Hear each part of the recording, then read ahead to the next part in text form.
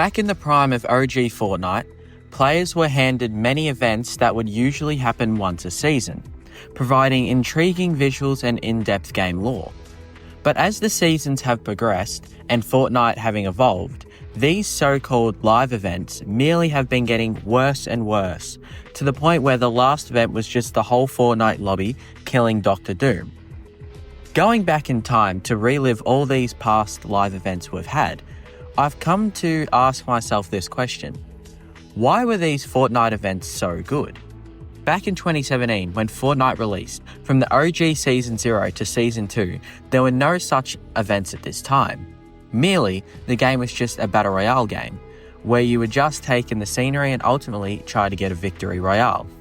But as new seasons started to arise, the Fortnite developers decided it was time to spice up the in-game lore, and they presented us with the first ever Fortnite live event in Season 3 and the start of Season 4, the Meteor. The first spotting of this meteor was in-game when players would happen to look up in the sky and see it.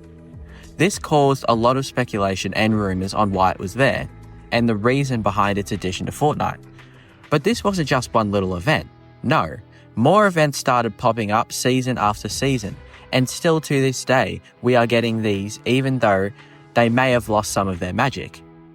With these events gaining more and more traction, it was plain to see that they were becoming a hit with players and the community, with many trying to uncover the secret messages strewn throughout the map and the lore that is provided in these events.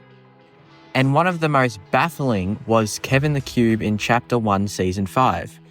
From what players could gather, Kevin the Cube was a sentient born from the last reality, with an intent to corrupt everything in its path, as could be seen with the transformation of Loot Lake.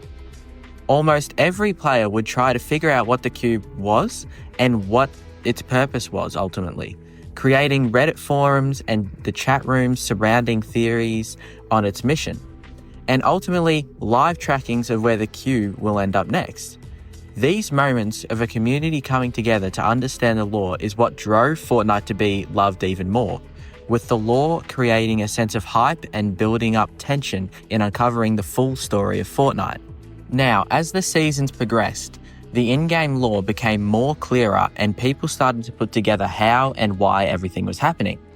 People figured out that this guy, the Visitor, created the rocket, which then led to the big-ass rift in the sky. But moreover, in Chapter 1 Season 6, we were presented with the Butterfly event, which continued to deepen the game's mythology, providing more and more insight into the world we play in. With players being drawn into an otherworldly dimension after Kevin the Cube exploded, this event did not just advance the lore, it created a shared emotional experience where players interacted with the butterfly, a symbol of transformation and connection. These connection events kept being released by the Fortnite devs and kept adding to the story until perhaps the most iconic event, the end, in Season 10, which marked the conclusion of Chapter 1 with the island being sucked into a black hole. This event wasn't just a narrative reset, it was a culmination of everything that had been building since the rocket launch. I know from my experience that when watching the island collapse into itself was both awe-inspiring but also quite sad as well. It was like our memories were just gone in a flash. And as all the other events did, this again sparked community discussions and speculation as well. But this did not just mark the end of Chapter 1. It also demonstrated Epic's commitment to lore-driven storytelling, letting the in-game lore dictate gameplay. With all of these events happening, it created a sense of FOMO, a fear of missing out. You would be so mad if you happened to miss the launch of the rocket or the destruction of Dusty Depot, and you would have to settle with watching it on YouTube. No, I'm not saying that's a bad thing, but these OG Fortnite events were spectacles that you had to be there for. The likes of streamers and YouTubers streaming these events to a massive audience further helped Fortnite's popularity. But it was also refreshing to see their reactions of it, whether it was in awe at the end event or crying when Kevin the Cube exploded. These events caused so much emotion within not only the Fortnite community, but the gaming community as well.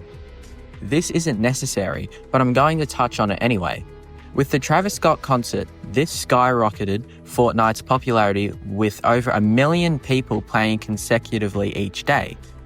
Yes, I know the concert wasn't story-driven, but it just goes to show the influence these Fortnite events have on all these players, streamers, and YouTubers. The OG Fortnite events were so amazingly good, not because they were a technological feat or the fact that no other game was doing it, but because it was a perfect storm of engaging lore.